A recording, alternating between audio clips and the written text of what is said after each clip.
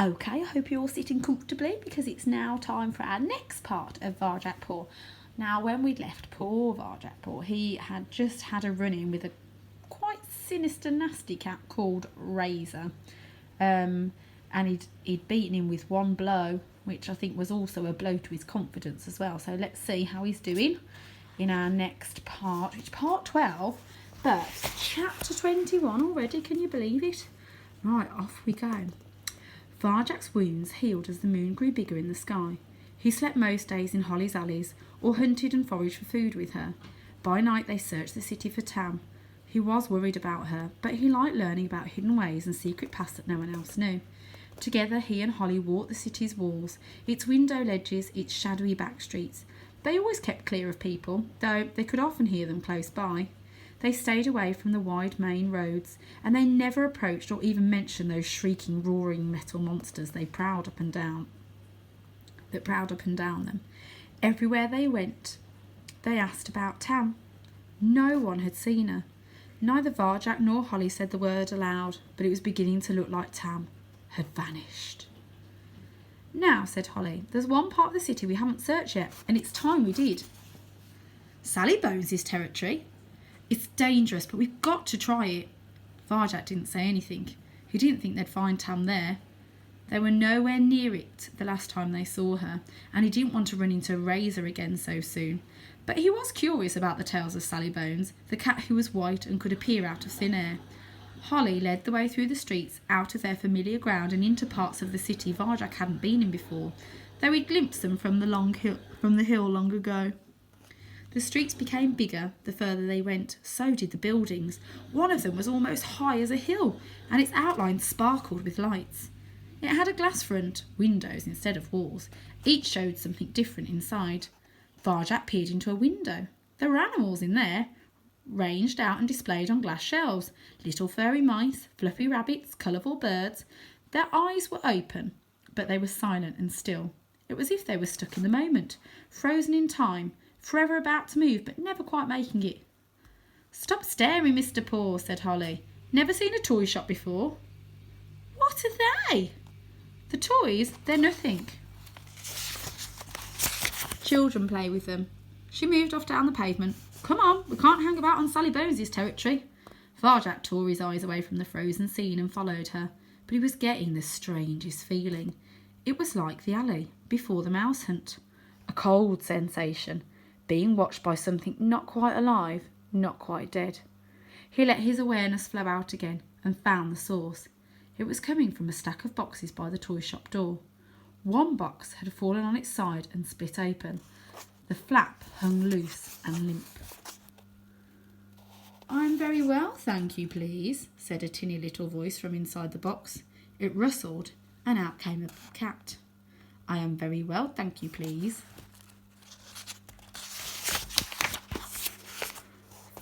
Varjak's first thought was that it looked like Tam, or a cool joke about Tam. It had a shaggy chocolate brown fur and comfortable look, but everything else was horribly wrong. Like the animals in the window, it didn't seem real. Its eyes were wide open, but they were glassy, expressionless. It was smiling, but the smile was weirdly empty. It talked, but back to front nonsense. Tam, said Varjak. Tam? Happy, happy, happy, said the cat. Varjak's fur stood on end. It's Tam, he cried. Look, Holly, what's happened to her? Don't be stupid, said Holly. It's a toy. She peered closer at the cat.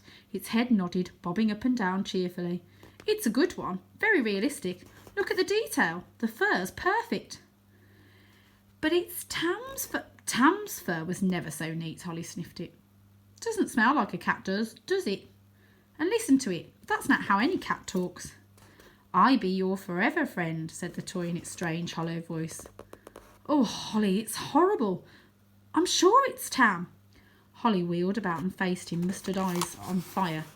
Of course it's not Tam, she yelled. Get it through your head. Tam's gone. See? She's vanished. There was a moment of silence. Even the toy cat seemed to be hanging on her words. There, I said it. She's vanished. She was a greedy idiot and now she's vanished. Another fine friend who's left me. She's not coming back, ever. Understand? Varjak had never seen her so upset before. He knew Holly missed her friend, of course, but she was so spiky and cool she'd never shown it before. "Are we going to keep looking for her?" he said softly. "Here's your pretty kitty cat," said the toy. Holly closed her eyes. "No, she's not here. She's not anywhere. She's vanished." She shook her head. "I'm sorry I shouted at you. It's just, that's not Tam." Varjak peered again at the toy cat. She was right. Tam had vanished, but this wasn't her. It looked like her, but that was all. It wasn't even alive. It wasn't even dead. A cat which was not a cat, quite a cat, and behind it there were more just the same, shuffling around in the broken box. "I am very well, thank you, please," they said. He shivered. "Oof, I don't like them," he said. "Why would anyone want one of those when they could have a real cat?" "People like toy cats better than real cats," said Holly. "No looking after. They do what you want. They're always nice and cute. Not like us," she grinned. "Not like you, anyway. You couldn't get a toy cat to stink if you tried." He had to smile. "Come on," she said. "Let's get out of here before we run into Sally Bones. Let's go home." Varjak's mind whirled as they sped back through the city. He didn't like these toy cats, not one bit. But then he remembered that toy mouse back in the Contessa's house. How real it had seemed, and how much he'd wanted to play with it. The Contessa's house. He hadn't thought about it often, with all that was happening, but the idea brought pictures to his mind. An empty armchair, an antique fireplace, a row of china bowls.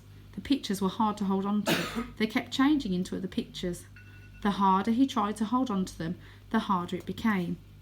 Even the garden that night, the gentleman's lips, the way his cats moved, it was all fading. At that moment, Varjak felt he would give anything to be with his family again. Away in the distance, he heard the muffled roar of metal monsters. A great wave of sadness washed up from his stomach. "Let's stop here, Mr. Paw," said Holly suddenly, snapping him out of his thoughts. She pointed at a covered alley. "We're still on Sally's turf, but it's more dangerous to walk through her streets now than to sleep here for the day." She smiled at him. He tried to smile back. Couldn't. "Hey, what's wrong?" she said. "I want to go home." "I told you it's safer to stay here." "Not that home, my old home on the hill." "Still thinking about that?" She shrugged. "What's stopping you?" "I can't. I was supposed to go back with a dog to save my family from the gentleman and his cats. I tried to get one, Holly. I just stood there in front of those monsters, but I just couldn't do it. I couldn't even get them to talk." He closed his eyes, the shame still stinging like a new cut wound. "I failed." "It's not your fault," she said gently. "Dogs are scary. Stupid too. I've never heard of a cat who could talk to them." Varjak sighed. Jalal could do it. He knew that. But he was no Jalal. He wasn't even a proper Mesopotamian blue. "All I know is I've let everyone down. I can never, ever go back home. Without a dog, I don't have a home anymore." "That's not true. The whole world's your home now. Even Sally Bones' territory." She winked a mustard eye at him.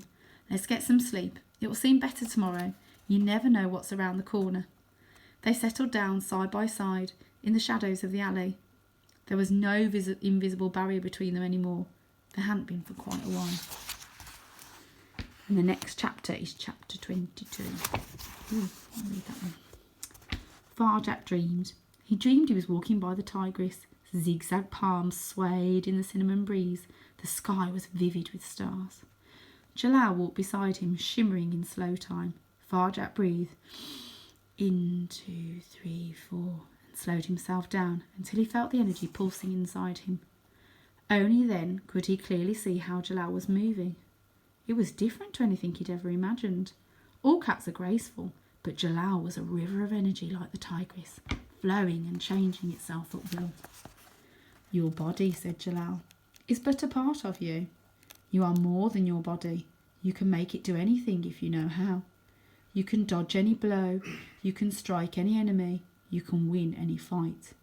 I will show you how, for that is the 5th skill, and we call it moving circles." His silver blue frame started to twist into shapes as strange as those stars above. First he made a soft velvet arch of himself. Varjak copied him. He stretched his spine as far as it would go, and then a bit further. Next, Jalal's arch curved round on itself, became a fluid figure of 8. Varjak followed him, made the move. It was a giant stretch. He felt pain, hot white pain, but he felt something else as well. The energy that pulsed in his belly was changing into a new kind of power. And now Jalal's figure of 8 melted into a circle, an endless moving circle. Varjak breathed in deeply and followed his ancestor.